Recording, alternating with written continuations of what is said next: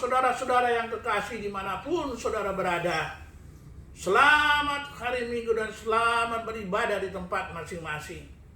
Dunia sekarang ini sedang diliputi kegelapan. Semua tatanan kehidupan berubah 180 derajat. Sehingga ketakutan, kecemasan, dan lain-lain sebagainya melanda setiap penduduk di muka bumi ini.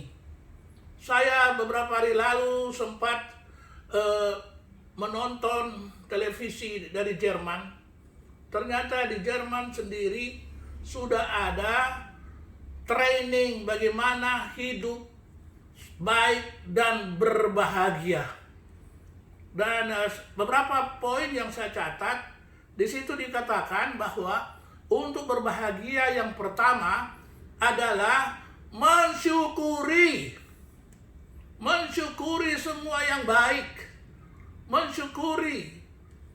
Dan yang kedua, supaya fokus kepada hal-hal yang baik, bukan kepada hal-hal yang buruk. Masih banyak lagi hal yang lain. Ternyata di mana-mana orang ingin berbahagia dan hidup tenang di tengah-tengah dunia yang sedang digoncang ini. Tetapi di dalam Alkitab, sebagaimana yang ditulis dalam kitab Yesaya, pasalnya yang ke-32, ayatnya yang ke-17, itu sangat jelas bagaimana Tuhan membukakan rahasia kebahagiaan itu. Demikian bunyinya. Di mana ada kebenaran, di situ akan tumbuh damai sejahtera. Dan akibat kebenaran ialah ketenangan dan ketentraman untuk selama-lamanya. Saudara yang dikasihi Tuhan, ternyata untuk hidup damai, tentram, dan tenang, kita harus hidup dalam kebenaran. Di mana ada kebenaran, kita bukan hanya mencari kebenaran, tapi kita harus hidup di dalam kebenaran itu. Kita menghadirkan kebenaran itu. Baru damai sejahtera akan menjadi bagian kita, karena kebenaran dan damai sejahtera kebenaran itu akan membuahkan ketenangan dan ketentraman, bukan hanya sementara, bukan hanya waktu kita senang, tapi termasuk saat kita mengalami hal-hal yang sangat sulit. Karena dikatakan bahwa ketenangan dan ketentraman itu sampai selama-lamanya. Di mana ada kebenaran? Apa itu kebenaran? Alkitab mengajarkan kebenaran itu bukan suatu teori. Kebenaran adalah satu pribadi. Yesus berkata di dalam Yohanes 14 ayat 6, Akulah jalan, kebenaran, dan kehidupan.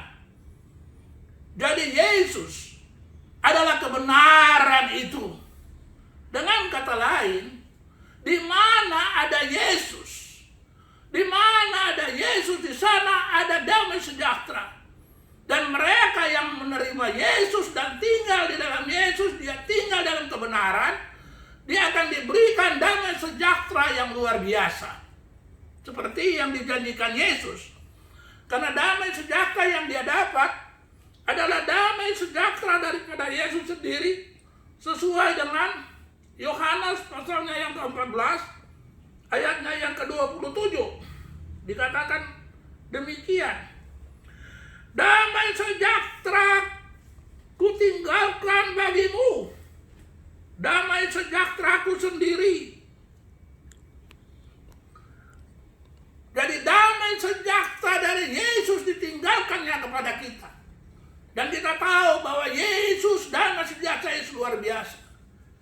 Saat mereka bersama-sama muridnya menghadapi badai dan topan di Danau Galilea, Yesus tidur di buritan. Kenapa? Dia punya damai sejahtera. Di tengah-tengah gelombang, di tengah-tengah badai kehidupan, dia punya damai sejahtera. Dan damai sejahtera itulah yang diberikan Yesus kepada kita. Oleh sebab itu, dalam situasi seperti ini, tidak cukup kita mencari Tuhan. Tidak cukup kita berdoa, tidak cukup. Tapi kita harus menerima kebenaran itu. Kita harus menerima Yesus di dalam kehidupan kita. Dan kita harus hidup di dalam kebenaran itu. Baru kita bisa merasakan damai sejahtera. Dan kebenaran itu akan membebaskan kita.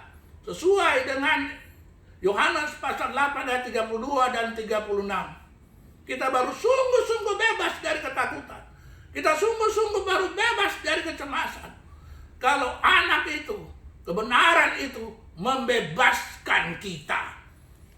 Dan kalau kita hidup di dalam kebenaran, damai sejahtera yang ada di dalam hidup kita, itu akan membuahkan ketentraman dan ketenangan dalam hidup kita hari-hari. Bukan hanya waktu susah ini, tetapi sampai selama-lamanya. Karena Yesus berjanji, Dia tidak akan meninggalkan kita. Dia menyertai kita. Kebenaran itu menyertai kita sampai selama-lamanya. Biarlah kita bukan hanya berdoa. Biarlah kita bukan hanya meminta. Tapi marilah kita hidup dalam kebenaran. Dan juga menghidupkan kebenaran itu dalam hidup kita hari-hari. Menghadirkan kebenaran itu dalam setiap situasi kita. Maka kita pun menjadi agen kebenaran. Menghadirkan damai sejahtera yang membuahkan ketentraman dan ketenangan. Bukan hanya di waktu susah, tetapi seterusnya. Tuhan berkati.